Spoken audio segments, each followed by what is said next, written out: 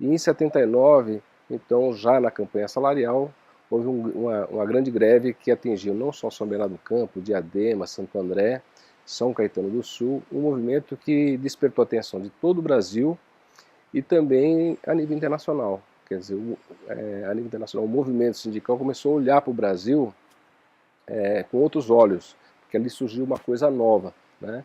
Que era um movimento de massa, com lideranças fortes, e isso já despertou essa tensão internacional e, ao mesmo tempo, já solidariedade. Os anos 80 foram anos muito ricos na história do movimento sindical brasileiro. Além da fundação da CUT, que foi um marco no movimento sindical, foi também um período de grandes mobilizações de massa, muitas greves, muita participação política, porque nós naquele período, além de termos as nossas lutas eminentemente sindicais, nós queríamos acabar com a ditadura, porque qualquer forma de ditadura atrapalha a organização sindical, dificulta a ação sindical e geralmente os sindicalistas são perseguidos em qualquer forma de governo autoritário. A Central Única dos Trabalhadores só é o que é porque existiu essa parceria com as centrais do mundo todo. Foram parceiros nossos.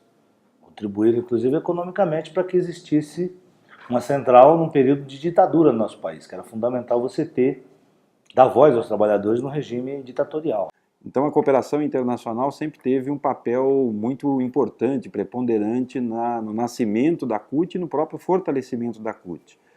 No caso da Alemanha, em especial, a principal característica do início das nossas propostas de cooperação internacional era justamente na organização sindical, porque a Alemanha tinha e tem uma base de organização sindical muito próxima aos conceitos, aos princípios da CUT, de que nós tínhamos que nos organizar por ramo de atividade, que nós tínhamos que nos organizar com acordos coletivos nacionais, né, nacionalmente articulados. O contato com os alemães, principalmente a DGB, foi muito importante. Através deles nós tivemos contato com uma realidade diferente aqui no Brasil. Desde as nossas greves anteriores, de 82, daí em diante, nós começamos a ver que os trabalhadores aqui da BASF, da Bayer, da Hoechst e outras indústrias químicas alemãs, por exemplo, tinham uma situação muito diferente dos seus colegas na Alemanha, embora fazendo a mesma função daqui e lá. E o mesmo acontecia com os trabalhadores da Volkswagen, da Mercedes-Benz, né, que tinham um relacionamento, tinham uma situação aqui no Brasil muito diferente de lá. E é uma parceria que tem dado certo porque o movimento sindical brasileiro vai beber do movimento sindical europeu e também do movimento sindical alemão para se inspirar para as lutas sindicais no Brasil. A Alemanha era um caso muito emblemático para nós, porque se trabalhava, como até hoje se trabalha na Alemanha, com a junção, a fusão de vários setores, criando grandes confederações dentro da mesma central sindical alemã. E isso era muito próximo da nossa visão. Nós queríamos também ter uma grande confederação da indústria, uma grande confederação do comércio, serviços e sistema financeiro. Como parte do processo de democratização da sociedade alemã, eles introduziram um modelo de gestão, de cogestão nas empresas. Então, no Conselho de Administração, que é um órgão de grande importância nas empresas, tem uma representação dos trabalhadores e tem uma garantia também da representação dos trabalhadores nos locais de trabalho. Então nós fomos conhecer essa experiência e ela foi inspiradora para a CUT propor essa ideia de, não só posteriormente de ter representação nesses níveis, de ter simpatia por esse modelo de cogestão, mas também principalmente por esse modelo organizacional dos trabalhadores desde a base, desde o local de trabalho, desde o chão de fábrica. Essa novidade do novo sindicalismo, né, com essa visão democrática de organização a partir da base, era muito inspiradora, né, para o lado alemão. E para os brasileiros, que eu já escutei eles falando, era também inspirador, mas de outro lado, quer dizer, saía daqui de um contexto de um país bastante desigual, né, desigualdade social, de pobreza, de concentração de renda, e chegar, né, na Alemanha e ver a experiência de um estado de bem-estar social, onde as pessoas têm acesso, né, uma série de garantias sociais, de proteção social, de direitos trabalhistas, onde os sindicatos têm um reconhecimento, né, para negociação, para organização, quer dizer, tem o direito, tem liberdade de organização, era também muito interessante. Foi um grande impacto para nós essa experiência, porque a gente era fechado aqui, a gente não tinha nenhuma vivência sindical internacional, né? Nós acabávamos de nascer ali como uma coisa brasileira.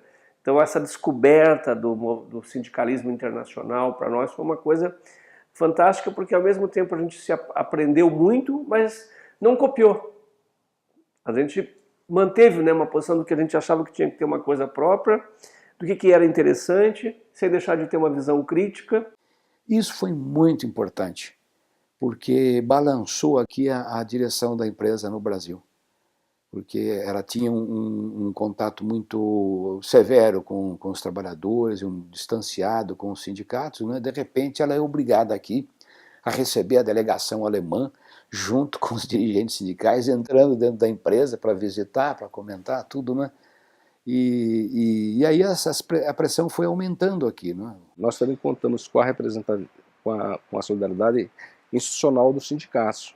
Então, a IG Metal teve uma participação muito importante de apoiar esse movimento, né? De um apoio político à função da CUT, a DGB a mesma coisa. Nós éramos grupos de trabalhadores que surgiu dentro da fábrica e começou a fazer sindicalismo sem saber mesmo o que era sindicalismo. Porque durante a ditadura houve um rompimento da história do movimento sindical no Brasil. Eu acho que a cooperação mudou em acordo com as várias janelas de oportunidades.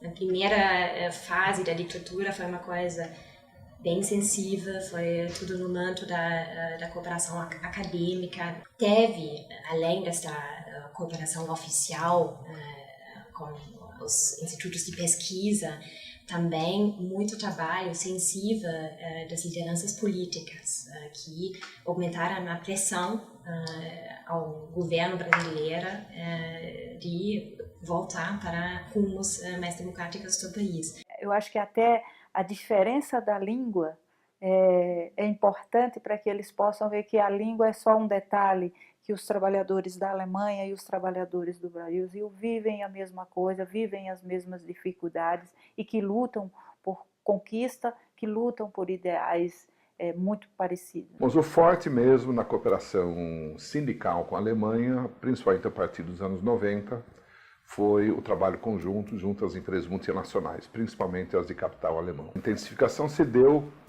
quando nós criamos o Observatório Social, que gerou um interesse muito grande por parte dos sindicatos alemães, no sentido de trabalharem junto conosco nesse projeto. Nessa perspectiva, acho que tanto o Central DGB como o DGB Bildungswerk como Instituto de Formação tem uma larga história de cooperação com a CUT em Brasil. As políticas da CUT têm crescido basicamente a longo prazo com a solidariedade do DGB e hoje em dia estamos numa outra fase da cooperação.